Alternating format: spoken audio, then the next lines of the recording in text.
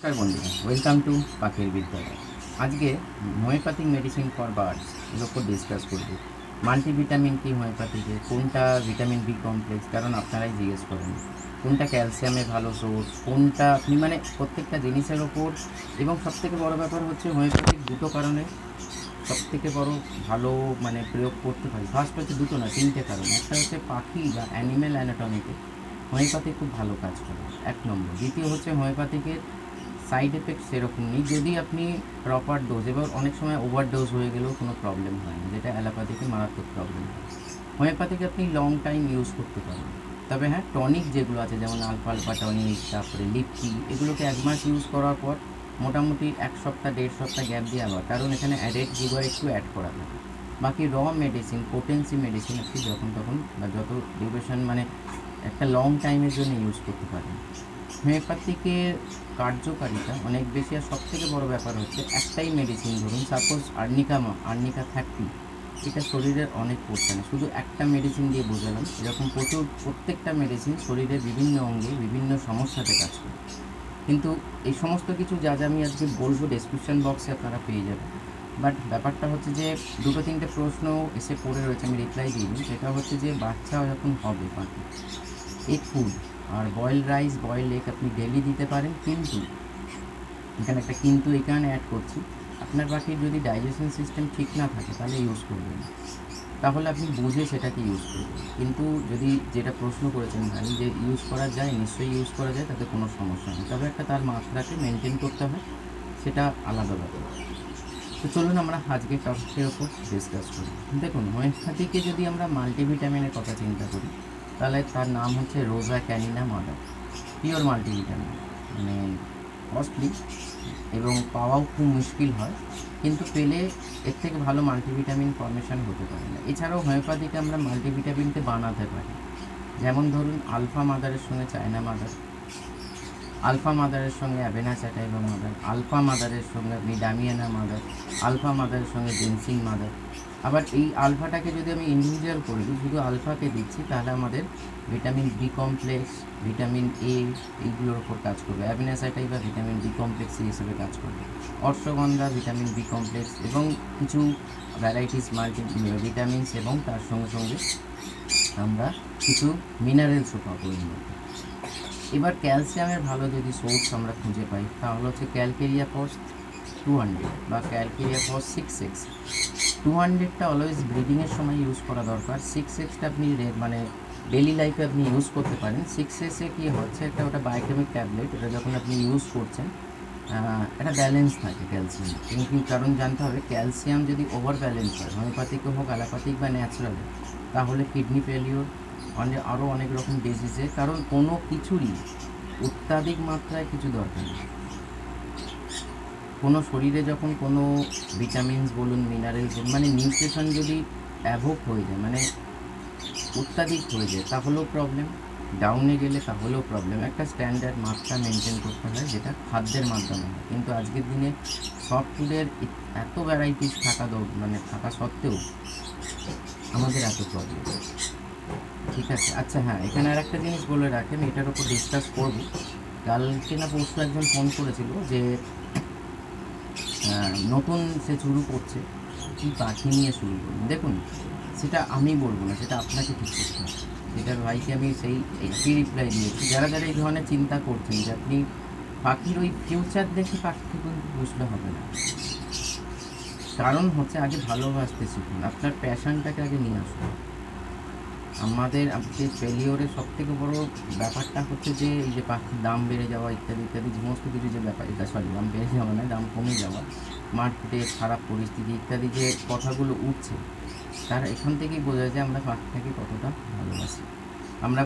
আমরা এটা যেটা বলছি যে পাখির দাম কমে যাওয়াতে আমরা তাদের খাওয়ানোর যে ব্যাপারটা, তাহলে আমরা কী করে বলতে পারি যে আমরা একজন বাদশা। একটু টপিক চেঞ্জ করলাম, সেই কারণে আগে যে পাখিটা আপনার ভালো লাগে, সেটা হয়তো এই ছোটো পেন্সটাই আপনার ভালো লাগে, তো সেই পেন্স দিয়ে স্টার্ট করুন, আইডিয়া জেনারেট করুন।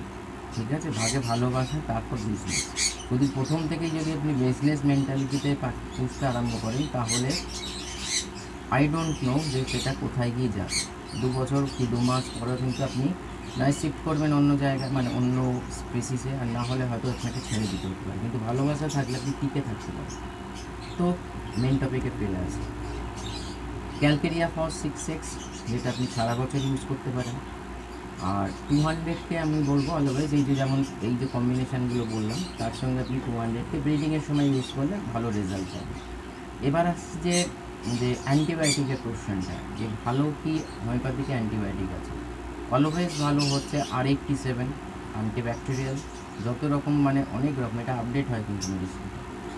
আমাদের শরীরে বা শরীরে যে ব্যাকটেরিয়াগুলো এফেক্ট হয় সেগুলোকে সম্পূর্ণ মানে ডিলিট করতে বা তাকে মারতে বা তাকে মানে কী বলবো ওটাকে, নিজের শরীরকে প্রোটেক্ট করতে আর ব্যাকটেরিয়াকে মারতে সাহায্য করে। যদি অ্যান্টিভাইরাল হয়, যে কোনো ধরনের ভাইরাল ফিভার, ভাইরাল মানে যেগুলো তো শারীরিক ভাইরাল এফেক্ট হচ্ছে শরীরে, সেখানে R88। তো এই দুটো জিনিস, এছাড়াও আপনি ইচিনেশিয়া মাদার কারণ এই যে আমরা যে অ্যালোপ্যাথিক ইউজ করি, মক্স ইউজ করি, টেট্রাসাইক্লিন ইউজ করি, ডক্সিসাইক্লিন ইউজ করি, মেরিকুইন ইউজ করি, এর হয়তো ইনস্ট্যান্ট কিওর চলে এলো, আপনি যেটা চাইছেন হয়ে গেল, আপনিও আনন্দিত, পাখিটা সুস্থ হয়ে গেছে। কিন্তু সাইড বাই সাইড এমন কিছু অঙ্গে জবরদস্ত এফেক্ট করলো যেটার হ্যাসরত গুনতে গুনতে পাখিটা এক্সপায়ার করে যাবে, আর আপনিও খরচা করতে করতে মরে যাবে। Be careful. সেই জন্য হোমিওপ্যাথিকে শিফট করার চেষ্টা করুন। হয়তো R87 R88 দাম অনেক বেশি, কিন্তু আপনার পাখিটার হেলথ বেনিফিট হবে এবং আপনার ফিউচারে কস্টিংটা কমে যাবে। এছাড়াও ইচিনেশিয়া মাদার আছে, আজারির একটা ইন্ডিকা মাদার আছে, অসিমাম স্যান্টাম মাদার আছে। তো এইরকম ভ্যারাইটিস রয়েছে যেটা অ্যান্টিব্যাকটেরিয়াল, অ্যান্টিভাইরাল, অ্যান্টিফাঙ্গাল, তার সঙ্গে সঙ্গে প্রোবায়োটিকও কাজ করছে, যেটা শরীরে গিয়ে কোনো হার্ম করবে না। যেমন ইচিনেশিয়া ইমিউনিটির ক্ষেত্রেও কাজ করে। ইচিনেশিয়া শরীরে এই যে বর্ষাকাল আসছে, ঠান্ডা গরমের যে ব্যাপারটা আরও বাড়বে, তো সেখানে কিন্তু আপনার এই সমস্ত ব্যাপারগুলো, ইচিনেশিয়া মারাত্মক লেভেলে ঠান্ডাতে কাজ করে, পেটে ইনফেকশানে কাজ করে, চোখের ইনফেকশানে কাজ করে, নোজালে ইনফেকশানে কাজ করে। তো ইচিনেশিয়া খুব মারাত্মক মেডিসিন। আই ইনফেকশানে কাজ করে। ইচিনেশিয়ার সঙ্গে ইউফ্রেশিয়া 30, অ্যাকোনাইট 30, আর আই ড্রপ হিসাবে যেটা। এবার আই ড্রপ থেকে অনেকে বলে যে আমার চোখে মানে হালকা লেয়ার পড়ে গেছে, আপনি সিনারিয়া মারাটিমা আই ড্রপটা D2 মানে হচ্ছে অ্যালকোহল ফ্রিটাকে ইউজ করে দেখুন, জার্মান মেড হলে ভালো হয়। আপনার স্ক্যাটার্ড যেগুলো হয় চোখে মারাত্মক লেভেলে কাজ করবে। তো এই সমস্ত জিনিসগুলো আমাদের কিন্তু জানাটা দরকার। আনতাবড়ি মেডিসিন নিয়ে খেললে হবে না, কারণ আজকের দিনে পাখির সঙ্গে সঙ্গে আমাদের একটা কনসেপ্ট চলে এসেছে, মেডিসিন ছাড়া আমরা চলতে পারি। মেডিসিনটা যদি চলতেই না পারি তাহলে গুড মেডিসিনকে দিকে তাকাবো না। এমনি ধরুন আমাদের ইমিউনিটি পাখির ইমিউনিটির মধ্যে অনেক পার্থক্য আছে। এবার তারা ওয়াইল্ডে নেই, ওয়াইল্ডে হলে একরকম ইমিউনিটি গ্রো করে, তারা ক্যাপটিভে আছে, আমাদের বন্দোবস্তের ওপর তাদের ইমিউনিটি গ্রো হচ্ছে, তাদের ইমিউনিটি ডাউন হচ্ছে। তাহলে সেখানে হোমিওপ্যাথিক অলওয়েজ বেটার অ্যালোপ্যাথিকের থেকে, যেটাতে কোনো সাইড এফেক্ট নেই। তো এই জিনিসগুলো এবার আসছি, ধরুন কি জানুন, আয়রন টনিক হিসাবে ফেরাম পচ আছে, তারপর আপনি চায়নাকে ইউজ করতে পারেন আয়রন টনিক হিসাবে। যদি হেলথ টনিক হিসাবে চিন্তা করেন তাহলে BC28 আছে, তারপরে আপনার 5 পজ রয়েছে, 5 পজ 6x, বা আপনার আলফা টনিক। লিভারের যদি ইউজ করেন তাহলে হচ্ছে আপনার লিপটি, তারপরে ওটা টনিক হিসাবে। যদি কালমেক, সিলিডোনিয়াম দুটোকে একসঙ্গে, যদি লিভারের সঙ্গে ইন্টেস্টাইন লেভেলে কিছু প্রবলেম হয়, মানে পুরো ডাইজেস্ট, তাহলে কালমেক, সিলিডোনিয়াম অ্যান্ড তার সঙ্গে হাইলেস্টিস মাদার ইউজ করতে পারে। এই সমস্ত কম্বিনেশান লেখা আছে। যাই ওয়াইদা ভাই, যেটা বলার দরকার, হোমিওপ্যাথিক ফর বার্ড, এটা তো আমি তো ভিডিওতে সামান্য একটা কিছু নিয়ে ডিসকাস করছি। টোটাল একটা আমার মানে বুক আসছে, এই সপ্তাহে রিলিজ হবে, যেটার PDF ভার্সান এবং তার অডিও ভার্সান দুটোই থাকছে। এটার আমি প্রথমে PDFটা অলওয়েজ ইংলিশেই হবে, সেটার কোনো মানে বাংলাতে আমি করতে পারবো না, আর অডিওটা হিন্দি এবং বাংলাতে হচ্ছে। তো সবথেকে বড় ব্যাপার হচ্ছে শান্তনু পাখি বিদ্যালয়ে প্রথমবার পাখির চিকিৎসার জন্য ইন্ডিয়াতে এরকম ধরনের কোনো উদ্যোগ নেই। অডিও সেশন অ্যান্ড PDF মানে হচ্ছে আপনার ইবুক সেশন লঞ্চ করছে, যেটা খুবই গুরুত্বপূর্ণ জিনিস। পাখির ব্যাপারে জানার ব্যাপারে তো অনেকে আছে, কিন্তু কোন রোগের কী মেডিসিন ইউজ করবেন হোমিওপ্যাথিক এবং কত পোটেন্সিতে ইউজ করা দরকার, পাখিকে কি আমরা 1 mg পোটেন্সি ইউজ করতে মানে 1000 পোটেন্সি ইউজ করতে পারি, না কতটা লোয়ার কতটা আপার পোটেন্সি ইউজ, সমস্ত কিছু এই অডিও বুক অ্যান্ড PDF মানে ই বুকের মধ্যে থাকবে। কন্ট্যাক্ট করে রাখতে পারেন যারা যারা নেবার ইচ্ছে। কস্ট কস্ট হবে কিন্তু, মানে এটা আমি ফ্রিতে দিতে পারবো না। যদি নেবার ইচ্ছা হবে, নাহলে আমি নিজে বানিয়ে রেখে দেবো। কারণ একটা সবথেকে সুবিধা হচ্ছে যে আজকের দিনে অ্যাব্রড থেকেও লোক যোগাযোগ করছে হোমিওপ্যাথিকের জন্য। ফলে মানে তাদেরও সঙ্গে শেয়ার করেছি, তারা উৎসাহিত এই বইটা নেওয়ার জন্য। তো নট নেসেসারি যে নিতেই হবে এরকম কোনো ব্যাপার নেই। নিলে আপনাদের মানে দেখতে পারেন ট্রাই করে। যাই হোক, সেটা পরের ব্যাপার। রিলিজ করলে মানে রিলিজ হয়ে যাবে, আমি আর ভিডিও বানাবো না, কন্ট্যাক্ট করে রাখবেন। মানে যাদের দেওয়ার কথা অলরেডি যারা বলে রেখেছে তাদের সঙ্গে তো আমি শেয়ার করেই দেবো, বাকি স্টকে থাকবে। এটা তো আর ফিজিক্যাল বুক নয় যে হারিয়ে মানে আবার প্রিন্ট করাতে হবে, রেডি থাকবে। যাদের যাদের মনে হবে যে নেওয়া উচিত, বা আমি জানবো জিনিসটা, সাবজেক্টটা সম্পর্কে আমি নিজে শিখবো, তাহলে নিয়ে আপনি কাজ করতে পারেন, কোনো অসুবিধা নেই। তো এই সমস্ত মেডিসিনগুলো এবার আরও দেখুন, ভ্যারাইটিসের শেষ নেই। কারণ কীরকম বলবো, জ্বর, সর্দি, কাশি।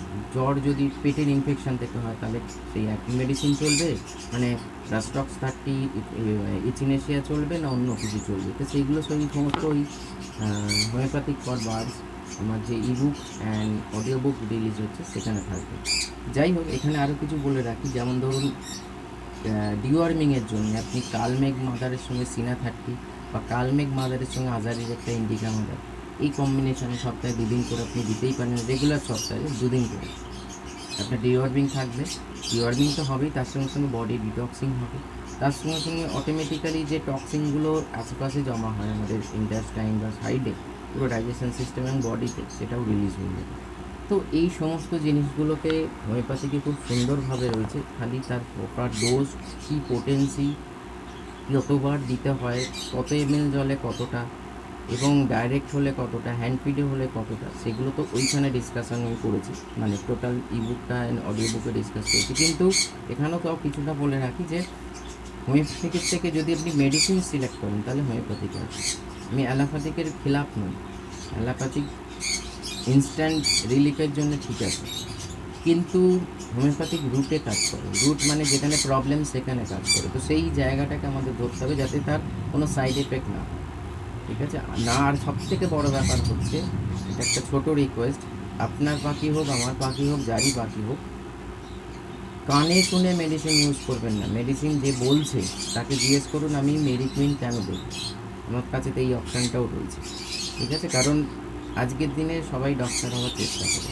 আমি হয়তো একজন ভালো ব্রিডার, কিন্তু আমি একজন ভালো কেয়ারিস্ট হতে হবে এর কোনো মানে নেই। ফলে মেডিকুইন, মক্স, টেট্রাসাইক্লিন, ডক্সিসাইক্লিনের মতন মেডিসিন ইউজ করার আগে অতি অবশ্যই সতর্ক হয়ে যান। কারণ ইনস্ট্যান্ট রিলিফ যদি পাখিটার হয়ে যায়, তার সাইড এফেক্ট যদি কোনো রকম গার্ড না, কোনো ভাইটামিনস গার্ড না পড়ে, কোনো প্রোবায়োটিক গার্ড না পড়ে, তাহলে কিন্তু তার সাইড এফেক্ট ব্রিডিংয়ের রেজাল্ট পর্যন্ত আসতে পারে। এবার আপনার পাখি আপনি কী করবেন সেটা আপনার। নমস্কার।